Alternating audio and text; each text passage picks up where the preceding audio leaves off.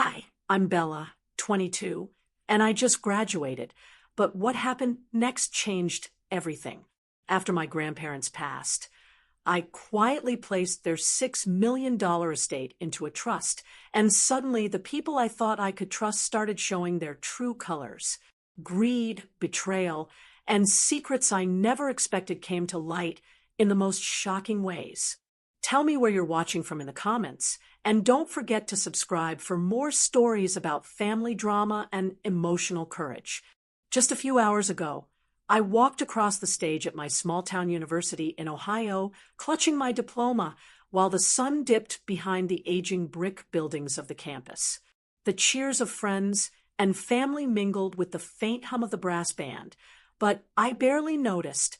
My mind was elsewhere, tangled in thoughts of home, of my grandparents' old farmhouse, and of the secret I had kept hidden for months now. I had grown up under their care, the kind of care that made me feel safe, cherished, and sometimes spoiled in the quietest ways: warm pies waiting on the kitchen counter, late-night talks by the fireplace, and the sense that no matter what happened, they had my back. And yet, even as their house felt like a sanctuary, it also became the center of a storm I hadn't fully realized until graduation day. The moment I crossed the stage, something inside me shifted. All the years of lectures, late nights studying, and part-time jobs culminated in that tiny piece of paper. But the real weight pressing down on me wasn't accomplishment. It was anticipation. I knew what waited at home, and I couldn't shake the mix of fear, anger, and curiosity building in my chest. My parents were planning to be there, as they always did for milestones, but lately it had been clear that their interest in me wasn't about pride. No, their eyes had changed over the years.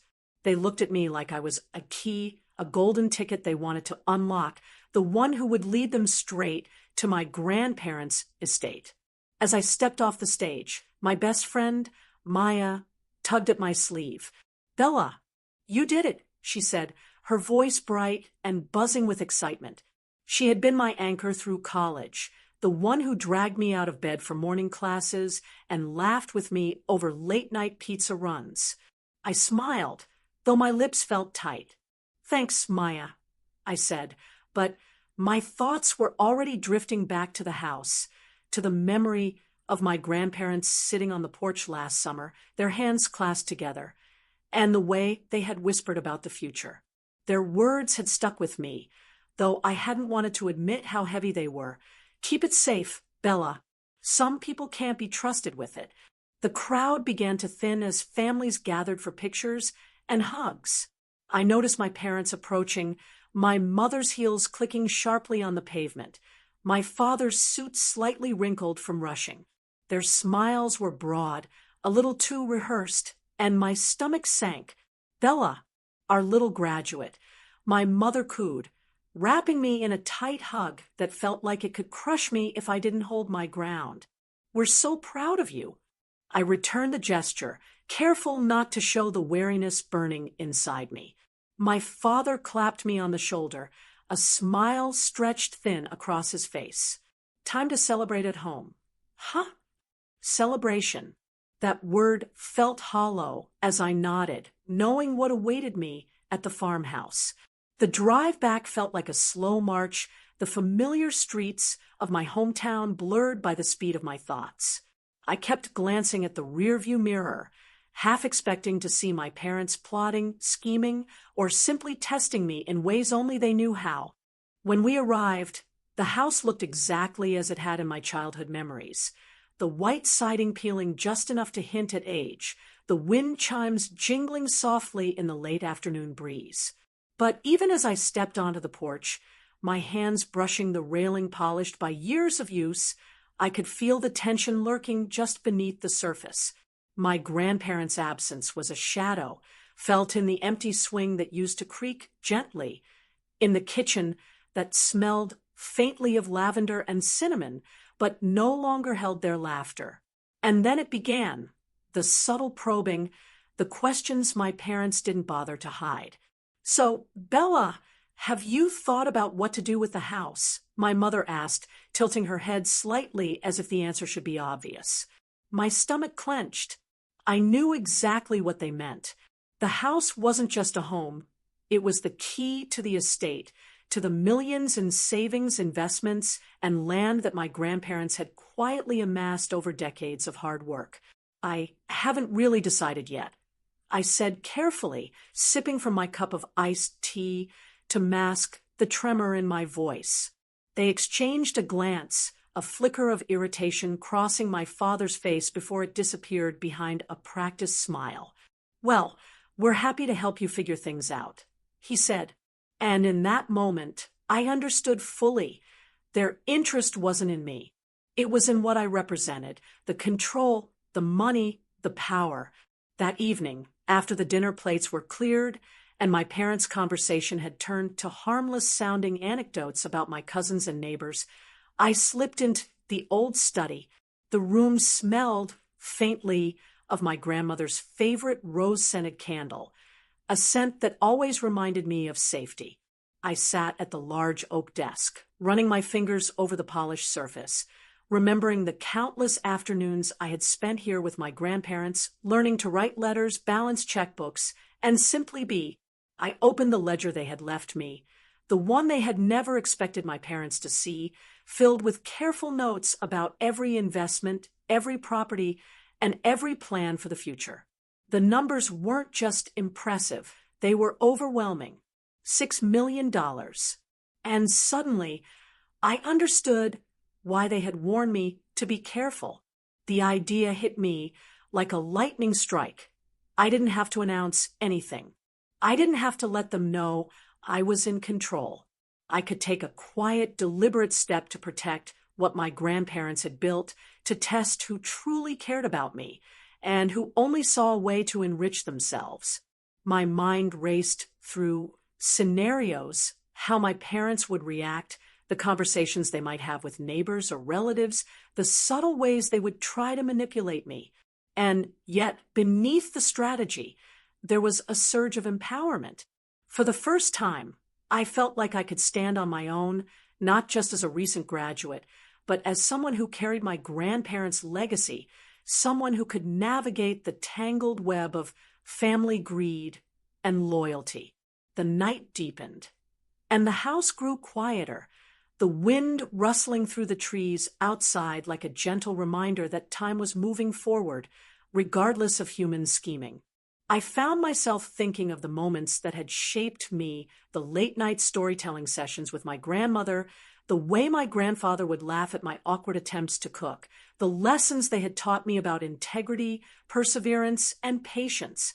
Those memories weren't just sentimental. They were instructions guiding me toward the choices I was about to make. As I lay in bed that night, listening to the soft creak of the old house settling, I realized something. Graduation wasn't just a milestone of academic achievement. It was the point of no return, the moment where I could step fully into my own power while watching the world around me reveal its true colors. And I knew that when my parents discovered my decision, whatever form it would ultimately take, they would be shocked, confused, maybe even outraged. But in their reactions, I would see the truth of who they were. And I would understand, finally, who really cared. By the time morning arrived, sunlight spilling through the curtains and dust motes dancing in golden streaks, I had resolved to act. I couldn't delay any longer. My grandparents had trusted me with everything, and it was time to honor that trust. But I also knew the path ahead would test me emotionally, morally, and psychologically. The first step had to be quiet, deliberate, and irreversible. And so, as I sipped my coffee and gazed out at the front lawn, I felt the surge of determination tighten in my chest. Today, my life had truly changed. Not because I had graduated, not because of the applause or the diploma, but because I had finally understood the weight of the legacy I carried, and the kind of person I needed to become to protect it. Before I begin this journey, I want to know where you're watching from. Drop your city in the comments. And don't forget to subscribe for more stories about family drama, emotional courage, and the kind of quiet revenge that changes lives forever. The morning after graduation, I woke up before anyone else in the old farmhouse. The sunlight filtered through the lace curtains, casting soft, golden patterns across the bedroom floor. The house was quiet, eerily so, and for the first time in weeks, I had a few moments to myself, moments that I knew wouldn't last once my parents and extended family arrived for what they called celebratory brunch. I sat on the edge of my bed, hands wrapped around my coffee mug, staring at the walls lined with photographs of my grandparents smiling at birthday parties, holidays, and simple summer afternoons. Their faces seemed to weigh on me now, reminding me of the responsibility I carried and the secret I was about to create. I had been thinking about this quiet decision for weeks, not weeks after their passing, but weeks before, during small, stolen conversations with my grandparents. They had told me stories about neighbors who betrayed them over petty disputes, distant relatives who tried to manipulate wills, and even friends who pretended to care about people only for gain. At the time, I thought it was simply cautionary advice. But now, standing on the precipice of adulthood, I understood the full weight of their warnings. After graduation, I knew I had the ability and the means to act. I could place their estate into a legal trust quietly, deliberately, without fanfare. It was the safest way to protect everything they had built over decades of hard work, while also observing who truly valued me for more than the inheritance. But the decision wasn't easy. My parents' expressions flashed in my mind, the subtle impatience masked by their polite congratulations, the way my mother's eyes lingered just a second too long on the family ledger. Every instinct told me I had to be careful. One wrong move, one slip of the tongue, and they would suspect something. I decided to begin with research. I opened my laptop, which I had tucked under the bed during packing, and started making notes. I created folders labeled legal documents, estate planning, and family dynamics, everything organized meticulously. I spent hours reading about different types of trusts, tax implications, and the responsibilities of a trustee. Each paragraph I read made me feel more in control, more capable of stepping into a role my grandparents had always trusted me with. I felt a quiet power humming in my chest, the kind of power that didn't come from money, but from knowing I could protect what mattered most without anyone else realizing it. The first visitor arrived while I was still buried in research. It was my cousin, Danny, the one who had always been the loudest in family gatherings, always the one boasting about connections, investments, and good deals. He knocked and pushed open the door before I could answer. A grin plastered across his face. "Bella, big day, huh? Heard you graduated. Mom said you're probably rolling in cash now." He chuckled nervously, but the humor didn't reach his eyes. I forced a smile. "Thanks, Danny," I said. "I'm just trying to take it all in." Danny leaned against the doorframe, peering at my laptop. Planning to sell the house already? Or just daydreaming about what to do with the estate? His tone was casual, but it was probing, testing. I felt a shiver run down my spine. This was exactly why I needed to act quietly, deliberately. "I haven't decided," I replied evenly, closing the laptop halfway. "I'm still figuring things out." He left shortly after, muttering something about checking in later. But the tension lingered. Even small interactions now carried weight. And I realized that every visit, every comment, every casual question could be a test of my resolve. I started thinking of ways to shield the trust, ways to make it invisible until I decided to reveal it, or not reveal it at all. I scheduled a meeting with Mr. Collins, a family attorney my grandparents had trusted for years. He was discreet, gray-haired, and had a soft voice that commanded respect without effort. "Bella," he said after I explained my intent, "you understand what you're doing, right? This isn't just about money. It's about family dynamics, emotional fallout, and legal precision. I nodded, feeling a mix of anxiety and determination. I understand, I said, even though the truth was that part of me still questioned whether I could manage the emotional consequences. Mr. Collins walked me through the options. Irrevocable trust, revocable trust, the nuances of naming beneficiaries, the steps to ensure no family member could access funds without authorization, and the timeline. Each detail made the plan feel more real, more tangible. I could almost feel my grandparents' approval hovering over me, as if their quiet presence encouraged me to make the right choices.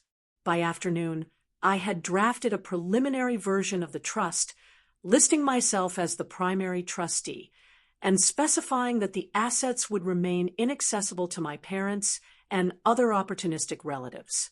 I included provisions that required careful oversight, ensuring that the estate would be protected until I deemed it appropriate to reveal or use it.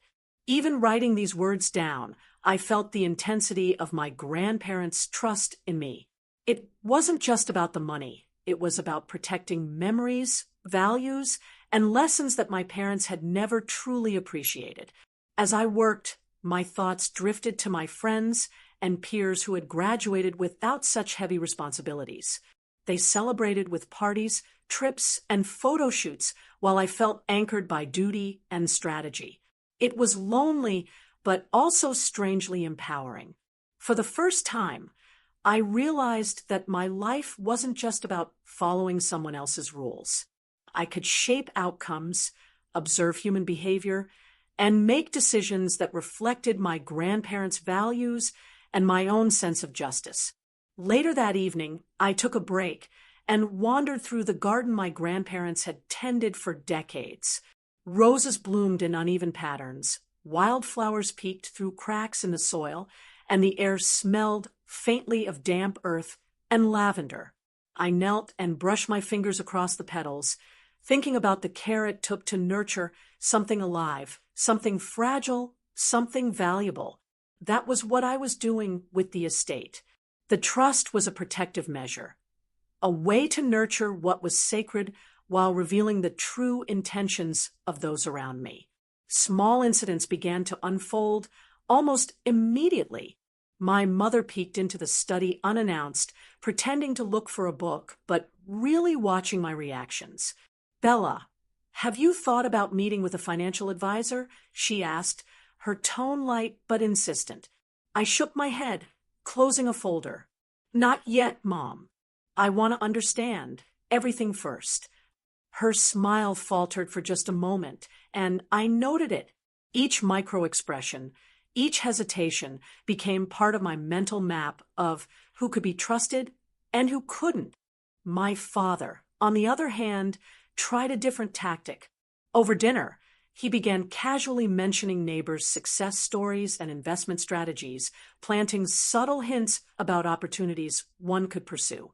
I listened quietly, nodding without revealing the strategy forming in my mind. The quiet decision wasn't just about legal structures. It was about patience, observation, and emotional intelligence. It was about understanding that some battles are won in silence. That night, I drafted letters to the attorney specifying exact instructions for the trust, making sure that no one could challenge it easily.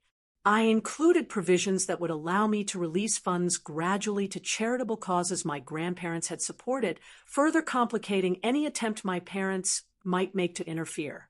As I wrote, I felt a strange thrill, like a chess player several moves ahead, anticipating reactions, planning contingencies, and preparing for the inevitable confrontations. Yet, amidst all the planning, I felt moments of guilt. Was I being too cautious? Was I denying my parents a chance to act in good faith? But then I remembered their eyes at graduation, the subtle greed and expectation, and I knew this was necessary. The quiet decision wasn't just legal, it was moral. It was about protecting what was valuable and testing the sincerity of those who claimed to care about me. In the days that followed, small, subtle shifts began to confirm my instincts. Danny called again, casually dropping lines about inheritance plans and selling the property, probing for weaknesses. My mother lingered too long in conversations, her questions pointed but disguised with maternal concern. Even distant relatives who had barely spoken to me over the years suddenly appeared at the doorstep, offering advice that smelled faintly of self-interest. Every encounter reinforced the importance of secrecy. Every smile had a hidden layer, and every word became a test. I also began keeping a private journal, documenting reactions, conversations, and my own emotions. It was a record of human behavior, a roadmap of intentions. I wrote about my excitement, my fears, and my determination. I reflected on how this quiet decision wasn't about revenge. It was about understanding people, about seeing who truly valued me and my grandparents' legacy. By the end of that first week, the trust was finalized on paper, ready to be executed the moment I felt it necessary. But I didn't rush to announce it. The power wasn't in the document. It was in the waiting, in observing, in letting human nature reveal itself naturally. I had taken control without confrontation, acted without fanfare, and created a situation where truth would inevitably come to light. The farmhouse, which had always been a haven, now felt like a stage. Every visit, every comment, every glance became part of the narrative unfolding around me. I had learned to read subtleties, to anticipate reactions, to measure patience against opportunity. And in that quiet, calculated preparation, I realized something essential. The decision to act silently was more than legal strategy. It was self-discovery. I understood my grandparents' wisdom, my own values, and the true nature of those I had always called family. As I lay in bed each night, the weight of the quiet decision settling around me like a comforting blanket, I felt a mix of anticipation and apprehension. The plan was in place, the trust ready, and yet the story wasn't over. Every morning, the reactions, small or large, added layers to my understanding. Every interaction became evidence, every smile or frown a clue. And in that stillness, I felt the power of choice, the knowledge that I had acted in accordance with principle, not impulse, and that the estate would serve not just as wealth, but as a mirror reflecting the true hearts of those around me. The days following the quiet execution of the trust were a strange mixture of anticipation and observation. The house felt alive in a different way now. Every creak of the floorboards, every whisper in the kitchen, every murmur of conversation felt like it carried a hidden meaning. I realized quickly that the people around me were no longer just relatives. They were players in a subtle, unspoken test, and I, whether they knew it or not, was the one holding the rules. The first incident happened on a Thursday morning. My mother called to check in and, under the guise of casual conversation, began asking about the estate.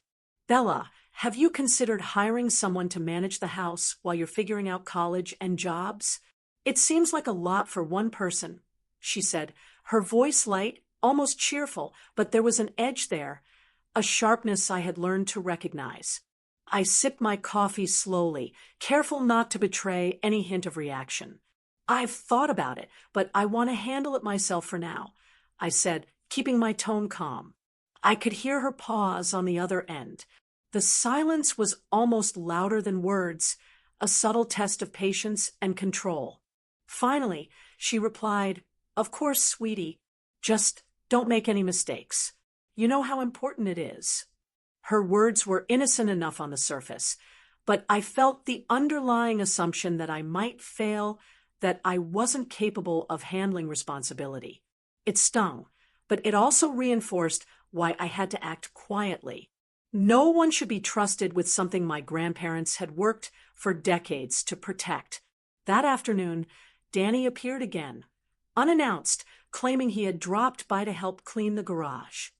In reality, I suspected he was searching for clues, for anything that might indicate how far I had gone with my planning. He wandered through the cluttered space, lifting boxes and sniffing at old photo albums. Wow, Bella, he said casually, there's so much stuff here. You're going to need a big sale if you want to get the house ready for anything. His eyes lingered on the ledger I had left slightly visible on a workbench. I moved closer, standing tall, and smiled. Thanks, but I'm not selling anything. My tone was light, almost dismissive. Danny's smile faltered for a fraction of a second, just long enough for me to notice. He muttered something about checking back later, and left. Each encounter, I realized, was revealing his patience and persistence, showing exactly what he valued: access and control, not family or memories. The next morning, I walked down to the town's small coffee shop to clear my head. I had been isolating myself, intentionally observing from a distance, and sometimes a neutral setting helped me see things more clearly. I saw Mrs. Jensen, a neighbor who had always been kind, chatting with one of my mother's friends. Their conversation, innocuous to most, was revealing to me. They mentioned the estate in passing, speculating whether the house might be sold soon, and how much money they thought I had control over. The casualness of it, the way greed could dress itself in polite chatter, made my stomach turn. But not everyone revealed themselves so obviously. My Aunt Claire came over one evening with a basket of food, claiming she wanted to celebrate my graduation. I welcomed her in, keeping my expression warm. As we sat down and unpacked the food, she began talking about her plans for her own life, carefully weaving in hints about the estate and its potential benefits for her children. I nodded politely, carefully listening, asking questions that revealed nothing. She left hours later, smiling but with a tension I could sense. Subtle, clever, and emotionally manipulative. That was her way. I made a mental note to watch her more closely. Meanwhile, small victories reinforced my strategy. My childhood friend, Maya, came by unexpectedly one morning. Unlike others, she didn't mention the house or money. She came simply to check on me, to offer comfort and laughter, to talk about college and summer plans. Watching her reminded me that true care could exist without financial interest. The contrast was striking. Some people approached with ulterior motives. Some approached with genuine hearts.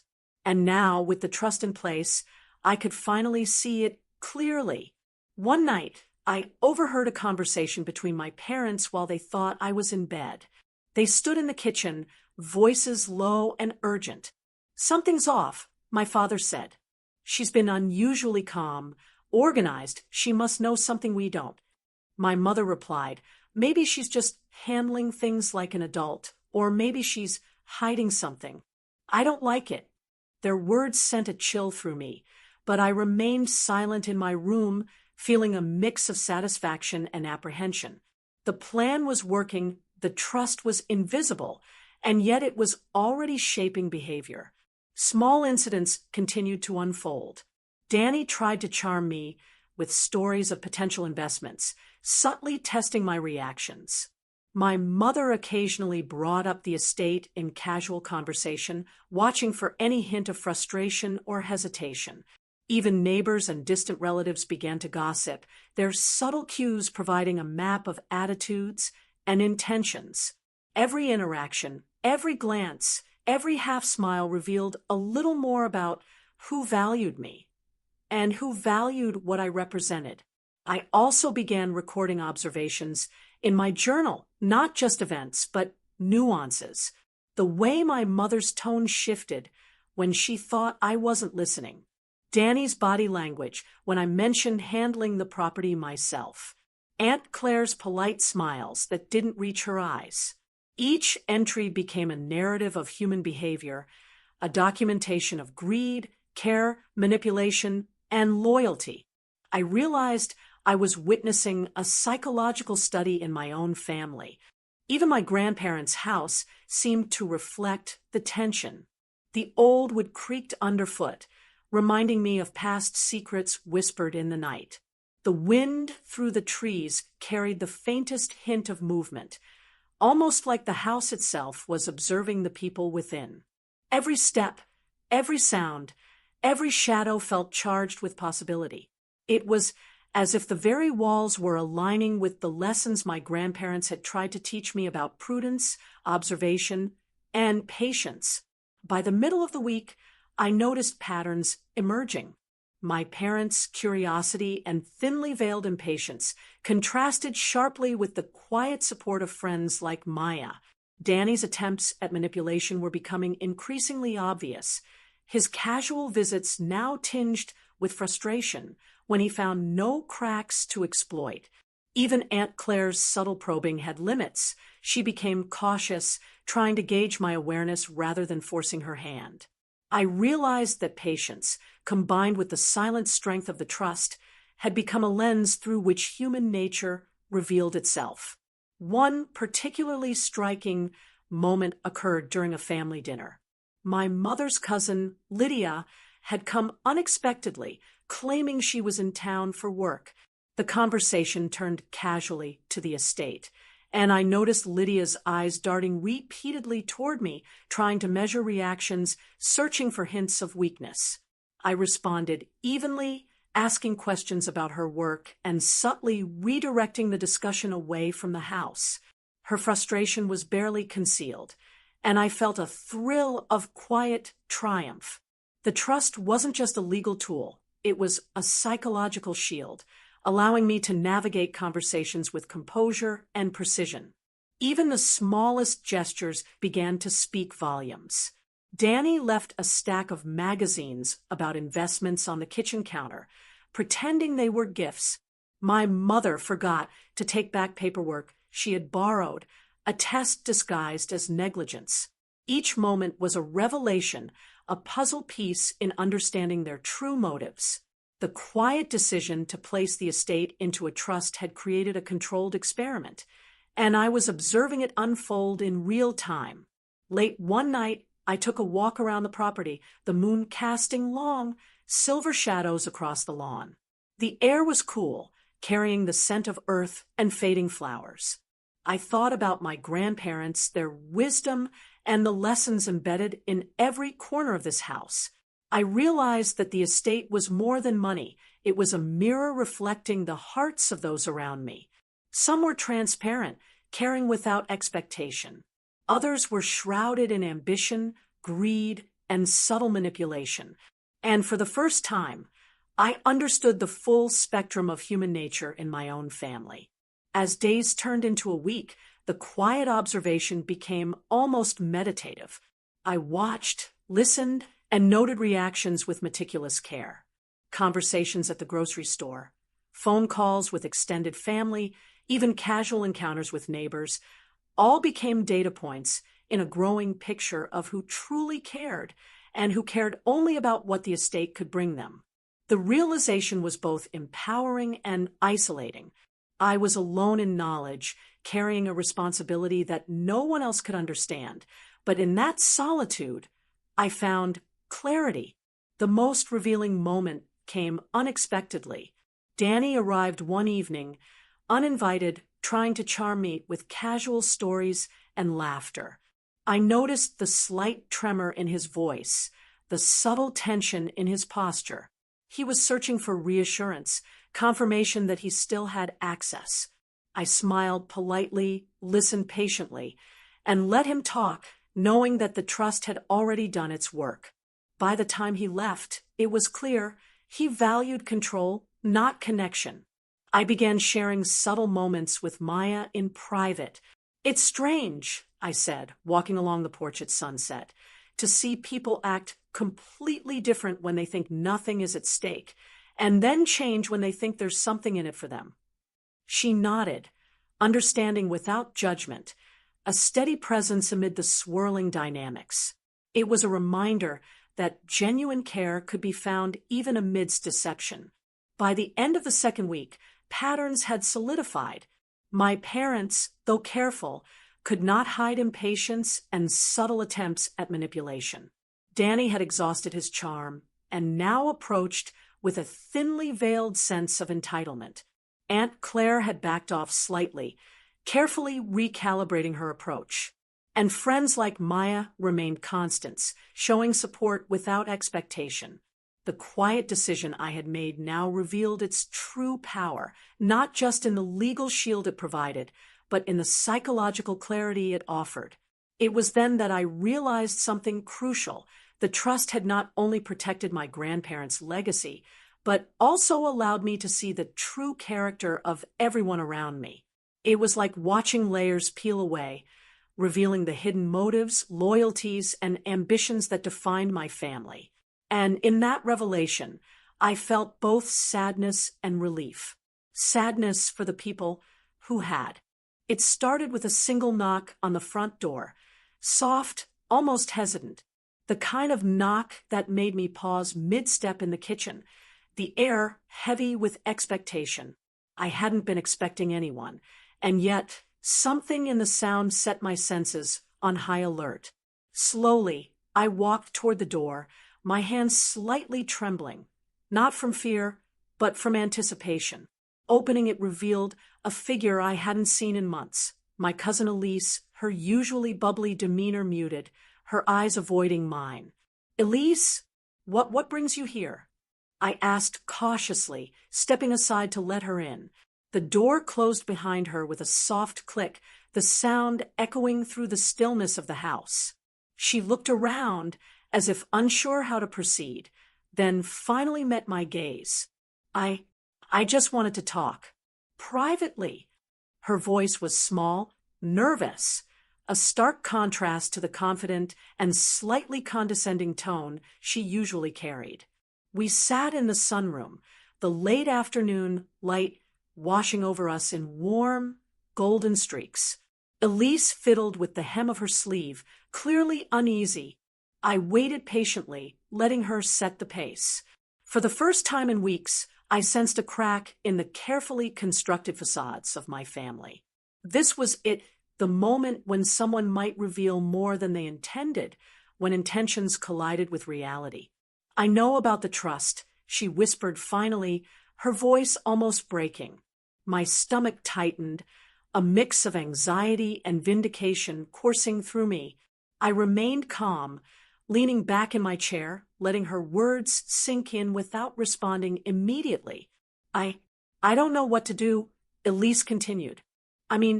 I thought we were all supposed to be in this together. But now I feel like I'm out of the loop. I don't know what's real anymore." She paused, looking down at her hands. I want to do the right thing. I don't want to lose my place in the family, but I don't know what's right anymore." Her words hit me in a way I hadn't expected. It wasn't just relief at seeing someone admit confusion. It was a sharp realization that not all family members were motivated by greed. Some were simply unprepared, naive, or overwhelmed. The trust had exposed intentions, yes, but it had also revealed vulnerabilities I hadn't accounted for. I leaned forward, speaking softly, deliberately. "Elise, it's not about taking sides. It's about protecting what Grandma and Grandpa built and seeing who genuinely cares. It's about responsibility." She nodded slowly, the tension in her shoulders easing slightly. "I get that now. I was scared at first, but I think I see what you're doing. You're testing everyone, aren't you?" I smiled faintly, a small, quiet acknowledgement. "Not testing exactly. Observing. Sometimes people reveal themselves in ways they don't even realize." That night, after Elise left, I sat alone in the study, replaying the conversation over and over in my mind. Something inside me had shifted. For weeks, I had been observing, cataloging behavior, watching reactions, but this was the first time someone had admitted to awareness without resentment. It made me realize that the quiet control I had been exercising wasn't just about the estate. It was about clarity, about uncovering truths I hadn't dared face. The next morning brought its own challenges. Danny appeared, sharper than ever, his usual bravado replaced by subtle frustration. "Bella, we need to talk about the house," he said, leaning against the doorway with his arms crossed. "It's your decision, but maybe we can figure something out together? I studied him quietly, noting every twitch of his hands, every slight hesitation in his voice. I'm listening, I said carefully, allowing him to believe he had a window into my thoughts. He launched into plans, potential renovations, hypothetical sales strategies, but I noticed his attention kept drifting to the corners of the room where my grandparents' photographs hung. The trust wasn't visible, but its presence was tangible. Danny couldn't see it, but he could feel the boundaries it had created. By midday, I received a text from my mother, asking if she could stop by for a quick chat. When she arrived, she brought a pie she had baked, the aroma of cinnamon and apple filling the house. Yet beneath the gesture, I could sense the tension. Her eyes flicked repeatedly toward the study door, toward my laptop, toward any clue that might betray my knowledge. She set the pie down and leaned against the counter, trying to sound casual. "Bella," she began, her voice light, "I just wanted to check if everything's going okay. With the estate. It's a big responsibility for someone your age."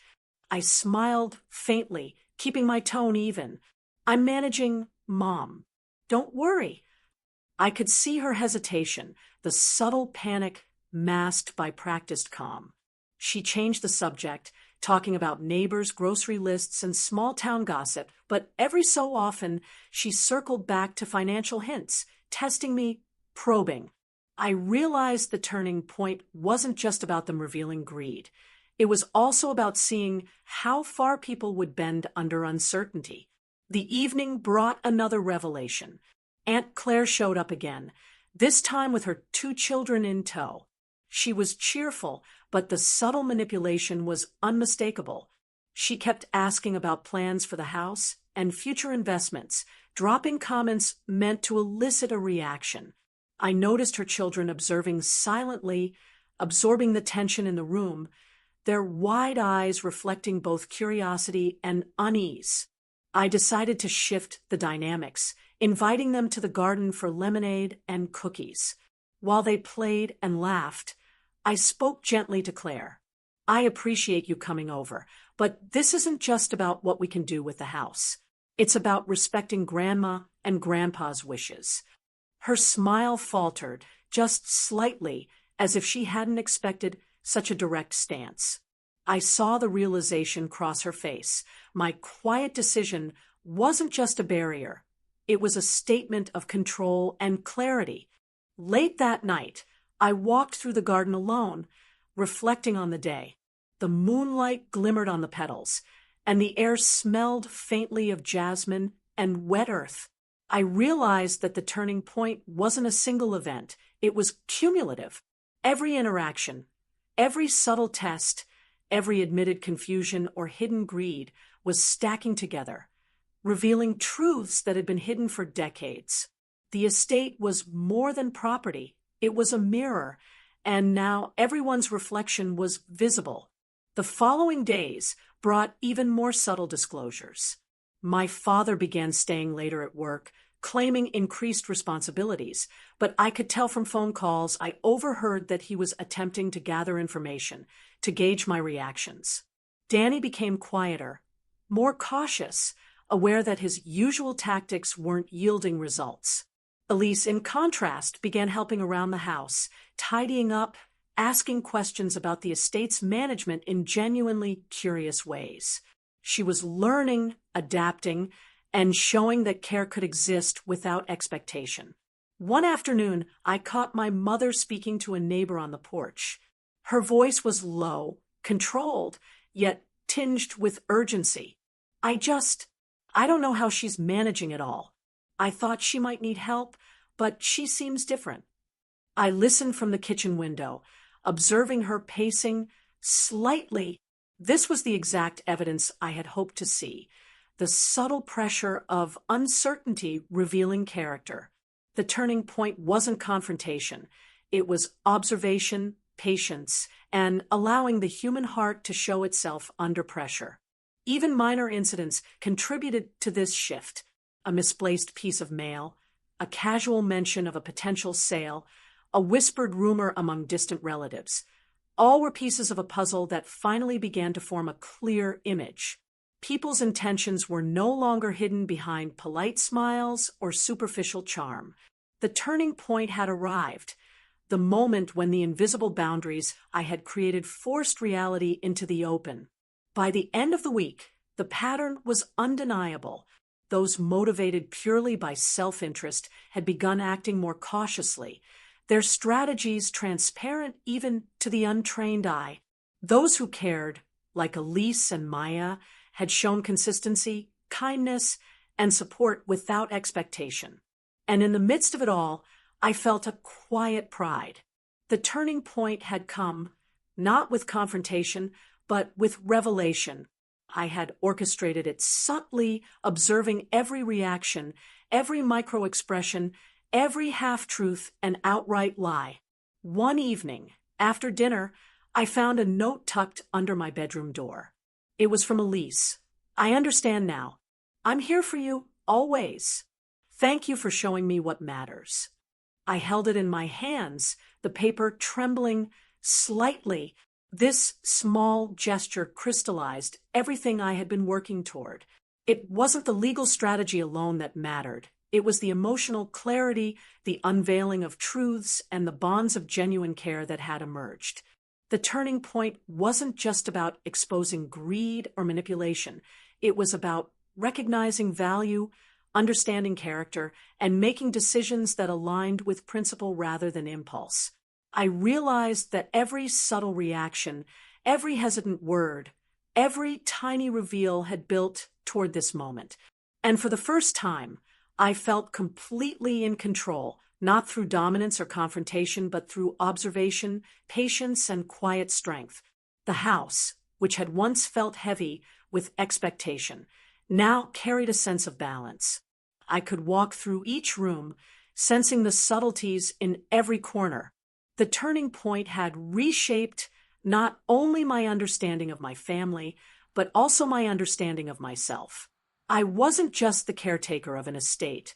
I was a witness to human nature, a participant in a delicate dance of truth, care, and consequence. As I prepared for bed that night, I knew things would never be the same. The quiet decision had led to observation, and observation had led to revelation. People had shown their true colors, and I had learned to navigate the spectrum of intentions with clarity and confidence. And in that realization, I finally felt a deep, steady calm. I had reached the turning point where knowledge met action and human character was laid bare.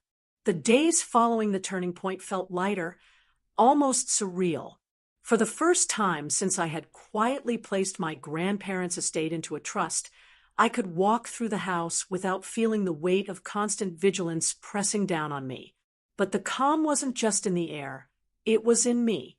I felt a strange mixture of relief, pride, and, most unexpectedly, grief. I realized that while I had navigated greed, manipulation, and subtle betrayal, I had also begun to confront something deeper: the personal cost of love, loss, and the legacy that came before me. The morning began quietly, with sunlight streaming through the lace curtains in the living room. I sat at the dining table, drinking tea and flipping through one of my grandparents' old photo albums. The photographs were yellowed at the edges, faded slightly with age, but each image carried a story. Holidays at the lake, birthdays with candles crooked from laughter, the way Grandpa's arm would drape protectively around Grandma's shoulders. I realized that these memories, intangible as they were more valuable than any financial measure. They were a reminder of why the estate had meant so much and why protecting it wasn't just about money, it was about honoring their lives. Later, Elise stopped by again. She had brought a basket of fresh-baked muffins, the warm scent filling the kitchen. "I thought we could have breakfast together," she said, smiling shyly. As we sat eating, she began sharing stories from her childhood that I hadn't known, her fears, her frustrations, her moments of quiet courage. Listening, I realized that even within our family, people were more complex than they appeared. Greed and ambition existed, yes, but so did kindness, regret, and love that had gone unspoken for years. Elise's honesty reminded me of something important. Love wasn't always loud or obvious. Sometimes it was quiet, unnoticed, and even misdirected. My grandparents had loved us in ways that didn't always align with our expectations, and my family had acted out of their own forms of care, even when those actions appeared selfish. This duality, the mixture of love and misunderstanding, became clear to me as I observed the subtle ways my parents began to recalibrate their approach. My mother, while still cautious, had stopped testing me with sly remarks about the estate. My father had returned to his work with renewed diligence, but he also began asking genuine questions about my plans, not just the financial details. That evening, I walked into the study and found Danny seated on the edge of the armchair, staring at a stack of papers I had left out on the desk. I froze, unsure of how he had gained entry, without my noticing. He looked up, his usual smugness replaced by a vulnerability I had rarely seen. "Bella, I didn't realize how serious you were about all this," he admitted quietly. His eyes, usually calculating and sharp, now seemed slightly weary. I took a deep breath. "It's not just about money, Danny. It's about responsibility, about making sure Grandma and Grandpa's life's work is respected." He nodded slowly, leaning back. "I get that now. I've made mistakes. I wasn't paying attention to what really mattered, and I think I see it now." There was a pause, a soft silence, and in that quiet, I realized something profound. Even those who had shown their worst colors were capable of growth, reflection, and regret. The lessons of love and loss became even more apparent the next day.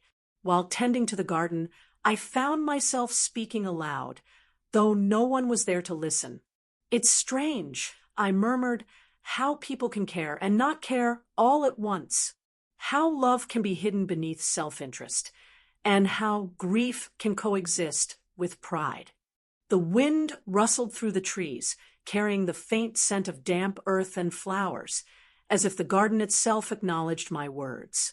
It was during this quiet reflection that I truly understood the concept of legacy. My grandparents' estate wasn't simply a collection of property or money. It was a representation of decades of effort, wisdom, and love. It was a blueprint of values, a lesson in patience, careful planning, and quiet strength. By placing it into a trust, I hadn't just protected assets. I had protected the principles embedded within those walls, the lessons they had passed down silently through their lives. Later that afternoon, Elise and I sat on the porch, sipping lemonade. She spoke of her own fears for the future, college applications, friendships, and the weight of family expectations. Listening to her, I realized that legacy wasn't just about what we inherit materially. It was about the emotional and moral compass we pass along consciously or unconsciously. My grandparents had given me the tools to navigate the complexities of human behavior, and now, through observation and careful decisions, I was learning to use them wisely. Even the small interactions with my parents took on new meaning. One evening, my mother brought home a framed photograph of Grandma and me laughing together at a picnic years ago. She placed it on my desk, smiling softly. "I thought you'd like to have this here," she said, her voice warmer than usual. It was a small gesture, but it reflected an acknowledgement of shared history, of love that had always existed but hadn't always been expressed clearly. Danny's transformation continued subtly. He began helping around the house without expectation, assisting with minor repairs and errands. There were no demands, no hidden motives, just quiet, consistent effort. Watching him, I understood that lessons in love sometimes required patience, sometimes observation, and sometimes allowing someone to reveal their better selves in their own time. A particularly poignant moment occurred during a weekend visit from Aunt Claire. She had come over to celebrate my graduation in person, bringing her children along. Instead of probing about the estate, she spent the afternoon sharing stories from her own life, moments of struggle, resilience, and unexpected kindness. I realized that even those who had initially revealed self-interest were capable of moments of genuine connection. That legacy included the possibility of change, redemption, and growth. One evening, as I walked through the house alone, I noticed the subtle signs of history embedded in every corner. The wear of the kitchen floor, the slight discoloration of the wallpaper, the faded edges of the photographs, all told a story of lives lived fully, of mistakes, laughter, and love. I paused before the fireplace, tracing the carved initials my grandparents had left there decades ago. It struck me then that legacy wasn't static. It evolved, influenced by how each person chose to engage with it. My role wasn't just to protect the estate, but to nurture the lessons it carried, ensuring that future generations could benefit from its wisdom. Even the small, ordinary moments became significant. Watching Elise help her younger cousin with homework, listening to Danny quietly organize the garage, observing my mother finally admit that she was proud of my independence. Each event reinforced the understanding that love, loss, and legacy were intertwined in ways that weren't always visible at first glance. They revealed themselves gradually through patience, observation, and quiet choices. I also began to appreciate the duality of loss. I had lost the carefree illusions of childhood, the naive belief that family members would always act in alignment with my expectations. But in that loss, there was also gain, the ability to see clearly, to recognize true intentions, and to cultivate authentic connections. Loss, I realized, wasn't merely an absence. It was an opportunity to grow, to recalibrate, and to embrace the reality of human complexity. The evenings were often the most reflective. Sitting by the window, watching the sky fade from golden to deep indigo, I thought about the lessons I had learned over the past weeks, that love can coexist with selfishness, that loss can bring clarity, and that legacy is both a gift and a responsibility. I understood that my grandparents' estate was more than a sum of its parts. It was a living narrative, a guide for navigating life's emotional and moral landscape. Even the town itself seemed to echo these lessons. Neighbors stopped by to chat, some genuinely curious, others subtly probing, but each interaction reinforced the importance of observation and discernment. I realized that the lessons of love, loss, and legacy weren't confined to family alone. They extended to community, friendships, and the ways we interacted with the world around us. By the end of the month, the transformation was evident not only in me, but in those around me. Elise had grown more confident, engaging in conversations with empathy and awareness. Danny had shed much of his brashness, approaching interactions with thoughtfulness. Even my parents, while still occasionally testing boundaries, had begun to trust in my judgment, recognizing that their attempts to control or influence were less important than the values they had instilled. One particularly moving moment came during a quiet afternoon when I found a handwritten letter from my grandmother tucked into an old book. Her handwriting was elegant, deliberate, full of small flourishes that revealed care and attention. In the letter, she spoke of resilience, patience, and the importance of observing human nature with both discernment and compassion. She reminded me that true legacy wasn't just about wealth. It was about how one lived, loved, and nurtured others. I held the letter close, tears spilling silently down my cheeks, feeling the presence of her wisdom envelop me. As I prepared for the evening, I reflected on the journey, the quiet decisions, the observations, the revelations, and the transformations. I realized that I had not just protected an estate. I had cultivated understanding, discerned intentions, and fostered authentic connections. I had learned that love was not always straightforward, that loss could illuminate truth, and that legacy was a living, evolving force that required care, attention, and reflection.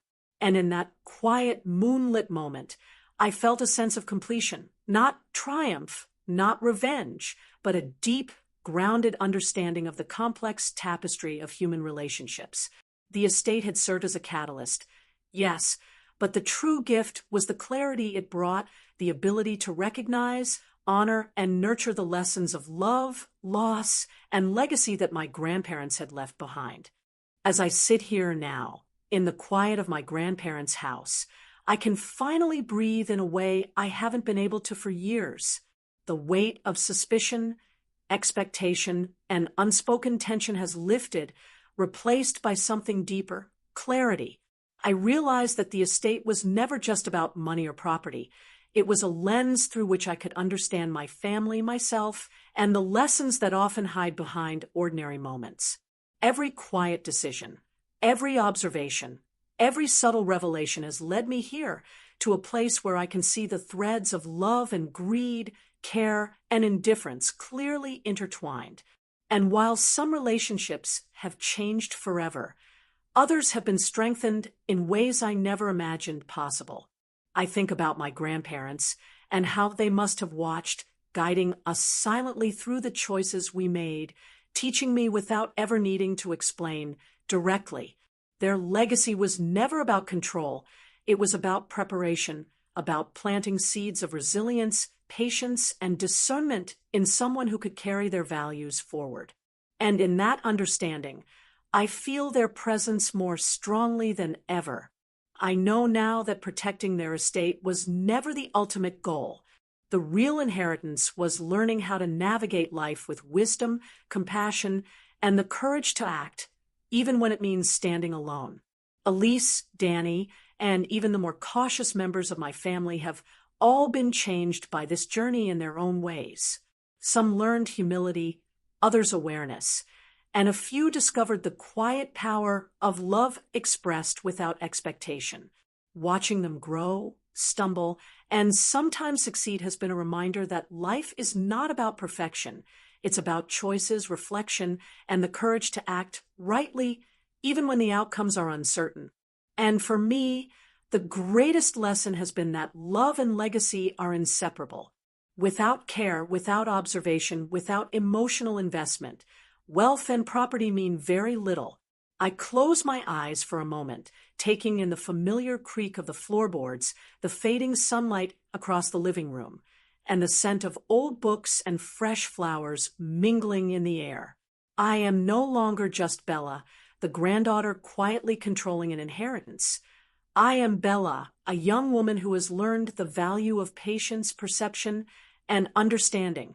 I've learned that loss does not always leave emptiness, that love can take many forms, and that legacy is not just a gift. It's a responsibility to honor, nurture, and pass forward. In the end, the estate remains protected, but more importantly, the hearts of those I care about have been revealed, reshaped, and guided toward what truly matters. And as I look out the window at the twilight settling over the house, I realize that life, much like the home I've inherited, is built on layers of love, trials, and lessons. The decisions I made quietly, carefully, and with intention were not just about the past. They were about ensuring a future where honesty, care, and legacy endure. And that, I know now, is the most valuable inheritance of all.